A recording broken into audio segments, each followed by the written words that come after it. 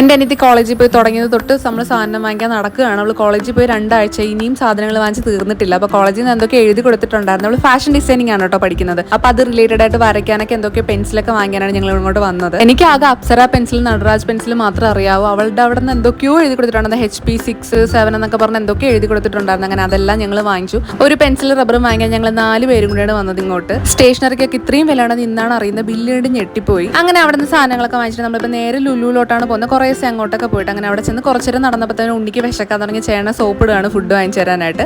കുറച്ച് നേരം വാങ്ങി നോക്കി നേരെ ഹൈപ്പർ മാർക്കറ്റിലോട്ടാണ് പോയത്. അപ്പോൾ ആവശ്യമുള്ള സാധനങ്ങൾ എടുക്കാൻ വേണ്ടി പുണ്യത അവിടെ കണ്ണി കണ്ട സാധനങ്ങളെല്ലാം എടുത്തിട്ടുകൊണ്ടിരിക്കുകയാണ്. പിന്നെ വീട്ടിലത്തേക്ക് കുറച്ച് വെജിറ്റബിൾസും കാര്യങ്ങളൊക്കെ വാങ്ങിച്ചിട്ട് നേരെ ഫുഡ് കഴിക്കാനാണ് പോയത്. അവിടുത്തെ ഫുഡ് കോർട്ടിൽ നിന്ന് ഞങ്ങൾ ഫുഡെല്ലാം വാങ്ങിച്ചു. എല്ലാവരും ഡിഫറൻറ്റ് ആയിട്ടുള്ള ഫുഡാണ് വാങ്ങിച്ചത്, ഷെയർ ചെയ്ത് കഴിക്കാമെന്ന് പറഞ്ഞിട്ട് അങ്ങനെ അതെല്ലാം വാങ്ങിച്ച് ഫുഡെല്ലാം കഴിച്ചു. അങ്ങനെ എല്ലാ കലാപരിപാടികളും കഴിഞ്ഞിട്ട് ഇറങ്ങി പോകാനായിട്ട് പോയപ്പോഴാണ് ഈ ഒരു ഐസ്ക്രീം റോൾസ് അവിടെ കണ്ടത്. അപ്പോൾ ഇവിടെ ആരും കഴിച്ചിട്ടില്ല എന്നുണ്ടെങ്കിൽ ഞങ്ങൾ പിന്നെ അതും കൂടെ വാങ്ങിച്ച് കഴിക്കാമെന്ന് വിചാരിച്ചു. അതെല്ലാം കഴിച്ചിട്ടാണ് തിരിച്ച് വീട്ടിലോട്ട് വന്നത്.